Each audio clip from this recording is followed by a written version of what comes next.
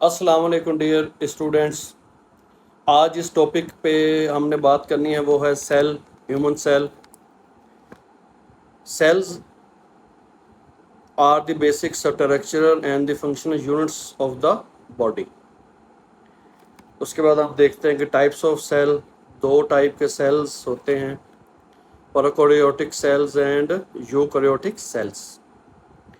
जो prokaryotic cells होते हैं, they are simple single cell organism that lack a membrane bound nucleus and other cell organelles। इसकी जो example है वो बैक्टीरिया सेल है। सिंपली इसमें क्या होता है, प्रोकैरियोटिक जो सेल्स होते हैं उनमें वेल डिफाइंड न्यूक्लियस और सेल ऑर्गेनेलिस उनके अंदर नहीं पाए जाते। दूसरा जो है उसे हम कहते हैं eukaryotic cells. These are complex cells that contain a membrane-bound nucleus and various membrane-bound organelles. Example are animal cell, plant cell and fungi cells. इसमें क्या है कि जो यूकैरियोटिक सेल्स होते हैं इनके अंदर वेल डिफाइंड न्यूक्लियस भी पाया जाता है और बाकी की जो सेल ऑर्गेनेलीज होती हैं वो भी पाई जाती हैं।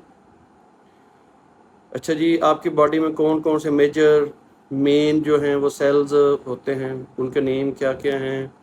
Red blood cell, white blood cells, platelets, nerve cell, muscle cells, epithelial cells, endothelial cells, adipose cells, osteocytes जिन्हें बोन सेल्स कहते हैं, cartilage cells, stem cells, skin cells और आपके सेक्स सेल जिन्हें हम गमीट्स कहते हैं।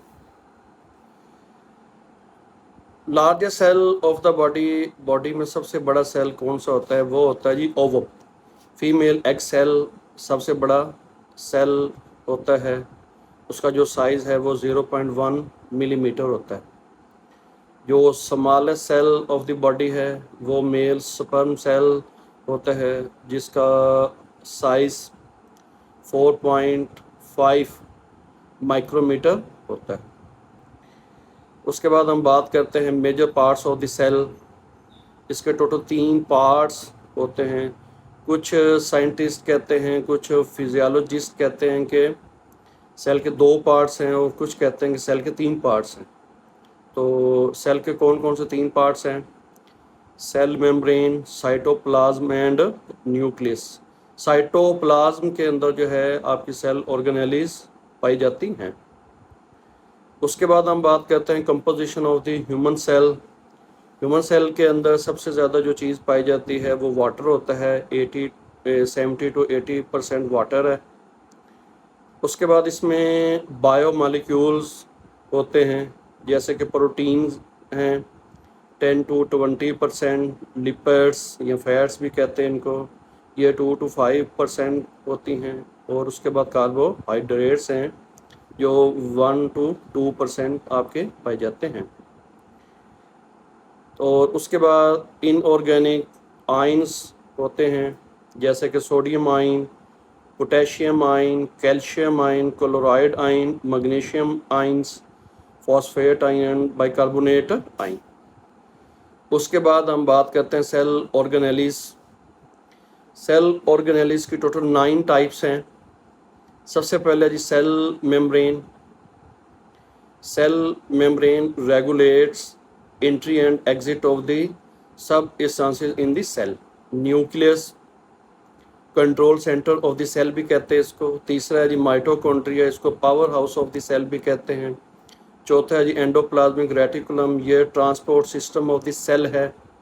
पांचवा है गोल्जी ऑपरेटस या गोल्जी बॉडीज, इसको post office of the cell भी कहते हैं। छठा है जी राइबोसोम, उसे protein factory of the cell भी कहते हैं। सातवां है जी लाइसोसोम, इसे waste disposal system of the cell भी कहते हैं। आठवां है जी साइटोस्केलेटन, इसका काम क्या है कि ये प्रोवाइड करता है structural support to the cell. और आखिरी है जिसे हम पेरोक्सिसोम्स कहते हैं, ये सेल्स के अंदर ऑक्सीडेशन रिएक्शंस करवाते हैं। Thank you so much.